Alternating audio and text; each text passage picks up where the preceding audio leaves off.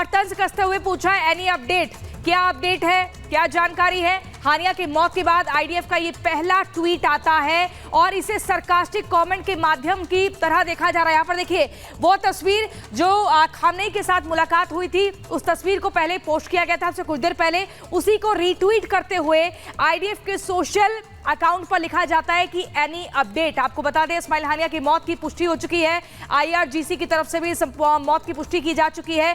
उसी जिस आवास पर वो रुका हुआ था उसी पर ब्लास्ट किया गया है। लेकिन कर्नल दिनेश भी हमारे साथ बने हुए हैं। कर्नल दिनेश, पहला ये जो आईडीएफ ने ट्वीट किया है एनी अपडेट, इसके क्या कुछ मायने निकाले जाएं? और दूसरा ये कि ईरान ने इस पूरे अटैक को कावर्डली और सिंफुल बताया है, यानी कि आपने कायरता और अधर्मी तरीके से इस पूरे ऑपरेशन को अंजाम दिया। वो लोग ये बात कर रहे हैं जो पिछले 75 वर्षों से लगातार इजराइल पर इस्माइल हानिया की सुरक्षा के लिए बेवजह हमले कर रहे थे। तो देखिए सुलेमानी क्या कर रहा था, सुलेमानी भी यही कर रहा था बैठ करके पूरे मिडिल ईस्ट के अंदर, इराक से लेकर सीरिया, सीरिया से लेकर के लेबनान, लेबनान से लेकर हूती तक, इन सबको तैयार कर रहा था कोवर्टली एक ईरान फेवर वाले लोगों को इकट्ठा करना, जो खासकर थे कौन है तो टेररिस्ट थी, उन्हीं को इकट्ठा कर रहा था और उन्हीं के द्वारा अटैक कर रहा था, कभी अमेरिका के एयर बेसिस के ऊपर या फिर गाजा से लेकर के और लेबनान की तरफ से इसराइल के ऊपर अटैक करना। देखिए जो इन्होंने अभी इसराइल ने एक रिमार्क दिया है अपने ट्विटर पे लिखा, जैसे आप बता रहे हैं कि वो जो एक तंज कसा है, डेफिनेटली उन्होंने क्लियर कर दिया है कि क्लियर इसको ईरान को कि ये इस तरह की आप जितनी भी हमारे खिलाफ एक्शन कर रहे हैं अब उसके लिए इजराइल तैयार है। और रही बात नेतन्याहू का यूएस जाना, देखिए ओपनली अमेरिका बेशक ना कहे कि वो यार मना करता रहे कि वो इजराइल की हरकतों को समर्थन नहीं करता, लेकिन अमेरिका का सबसे ट्रस्टवर्दी प्रॉक्सी कोई इस क्षेत्र में है लॉन्ग लास्टिंग, वो इजराइल ही है।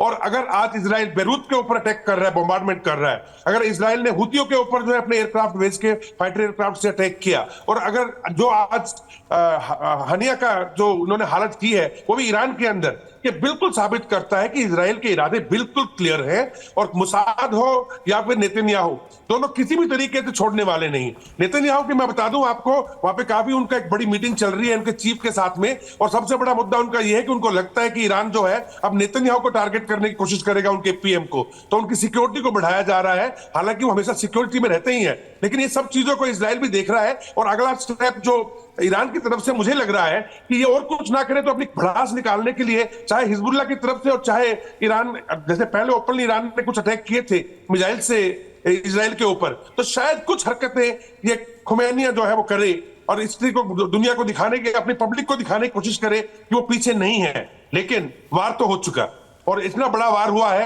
कि इसके बाद अब जो उनके नेक्स्ट टारगेट है, जब याहिया सनवार और या फिर मोहम्मद दैफ, जो अगले दो लीडर्स बचे हुए हैं, जो कि माना जाता है कि गाजा स्ट्रिप या इजिप्ट के अंदर छुपे हुए हैं, मैं मानता हूं कि मुसाद उनके पीछे हाथ धो के पीछे पड़ा हुआ है और वो भी भागते फिर रहे हैं और शीघ्र ही जल्द से जल्द उनका भी खात्मा होगा। रही बात हिजबुल्लाह की, देखिए ये बिल्कुल क्लियर कर दिया गया है इजराइल द्वारा अपनी एक्शन से फोर्सेस को नॉर्थ में डिप्लॉय करने के बाद लेबनान के खिलाफ कि अब उनका नेक्स्ट टारगेट बैरूत है और वहां पे एयर स्ट्राइक भी बहुत तेजी से चल रही है, आज भी चल रही है। तो मामला क्लियर है कि नेतन्याहू का यूएस जाना और उसके बाद ये हरकत में बढ़ना, बैरूत के अंदर अटैक एयरक्राफ्ट के द्वारा, फाइटर एयरक्राफ्ट द्वारा अटैक करना, ये बिल्कुल जाहिर करता है कि बिल्कुल, ये बिल्कुल जाहिर करता है कि नेतन्याहू ने जो जो टारगेट सेट किया है वो वक्त रहते उस टारगेट को अचीव कर लेंगे। और आईडीएफ की तरफ से ये जो ट्वीट किया गया है उस पर भी हम बातचीत करेंगे कि इसके मायने आखिर क्या हैं। लेकिन हम आपको दिखा रहे हैं, देखिए दक्षिणी इजराइल आप देख रहे हैं और ये देख रहे हैं आप ईरान का तेहरान, जहां पर रुका हुआ था इस्माइल हानिया और यहीं पर उस पर अटैक किया गया, उसके सिक्योरिटी गार्ड जो वहां पर मौजूद थे उन पर भी अटैक किया गया है। लेकिन अब आईडीएफ की तरफ से जो ट्वीट किया गया उसका मतलब क्या है? क्या आईडीएफ इस पूरे हमले के पीछे, क्या ईरान की तरफ से भी कोई पॉलिटिकल सपोर्ट आईडीएफ को मिला था? इसके लिए थोड़ा इंतजार करना होगा। लेकिन हम आपको दिखा रहे हैं दक्षिणी इजराइल है और लगातार जिस तरीके से ईरान में बैठे आतंकी संगठन इजराइल पर हमला कर रहे थे, हमास ने जिस तरीके का अटैक किया था, उसके बाद से जो हमास का चीफ है हानिया, वो लगातार टारगेट पर इजराइल के बना हुआ था। और इसी कड़ी में आपको बता दें अब हानिया का काम तमाम कर दिया गया है।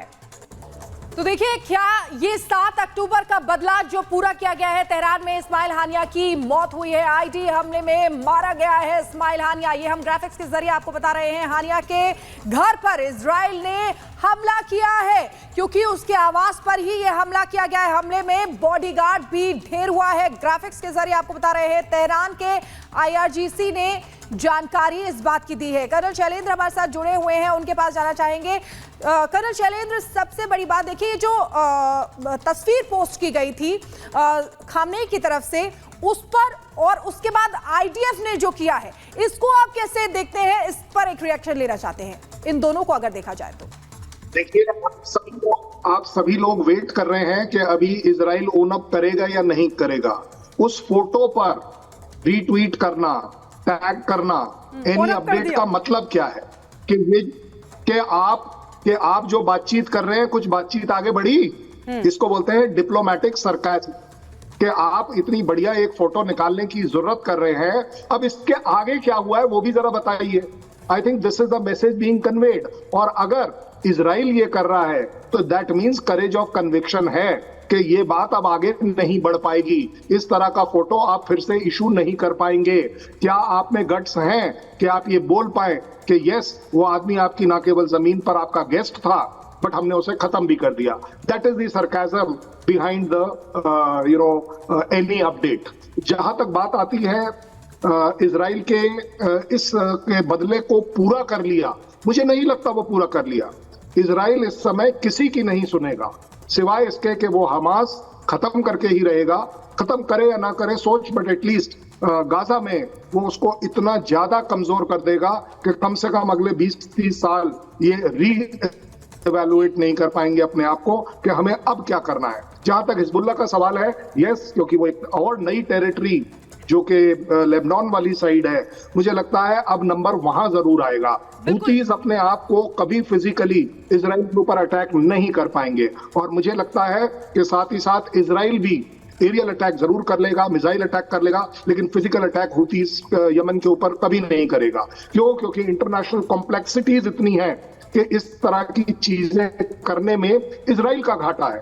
इजराइल इस समय फायदे के सौदे कर रहा है, उन लोगों को हटा रहा है जो एक डायरेक्शन और लीडरशिप देते हैं हमास को, एंड आई थिंक वो बड़े सक्सेसफुली कर रहा है। ठीक है, कर्नल दिनेश आपके पास यहाँ पर आएंगे। पहले मैं एक बार अपने दर्शकों को बता दें, जो तस्वीर ट्वीट की गई है वो इजराइल की वॉर रूम की ट्विटर हैंडल से तस्वीर पोस्ट की गई है। दूसरा ये कि जिस तरीके से यहाँ पर इस्माइल हानिया का अंत हो गया, क्या हम ये समझे कि जो 7 अक्टूबर 2023 को वॉर शुरू हुई थी, जिसमें इजराइल के 1200 लोगों का खात्मा हुआ था, उनकी मौत हो गई थी, अब उस वॉर का यहाँ पर अंत हो चुका है, या इसके बाद एक और नई जंग छिड़ सकती है?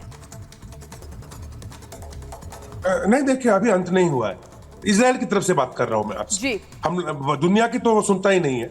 इजराइल का मानना है कि अभी किसी भी तरह के से गाजा के अंदर हमास दोबारा से पनप ना पाए। और देखिए उन्होंने क्या किया, उन्होंने नॉर्थ से लेकर के और नॉर्थ बॉर्डर तक, साउथ तक, इनको एक के बाद उनको कोने में करना शुरू किया।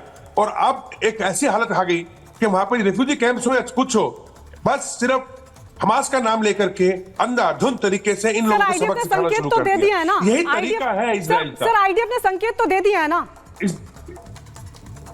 ट्वीट का संकेत तो दे दिया हमें पीछे। ये संकेत, ये देखिए, कोई भी कंट्री जो होता है ना, वो अगर उसके खिलाफ कोई एक ग्रुप काम कर रहा है तो उसके पॉलिटिकल लीडर्स और मिलिट्री लीडर्स को वो टारगेट जरूर करेगा। हमारा बस चले तो हम भी कल हाफिज सईद को नहीं छोड़ेंगे। ठीक है सर, हमारा बस ठीक है। कर्नल शैलेंद्र भी हमारे साथ लगातार बने हुए हैं, कर्नल दिनेश भी लगातार बने हुए हैं।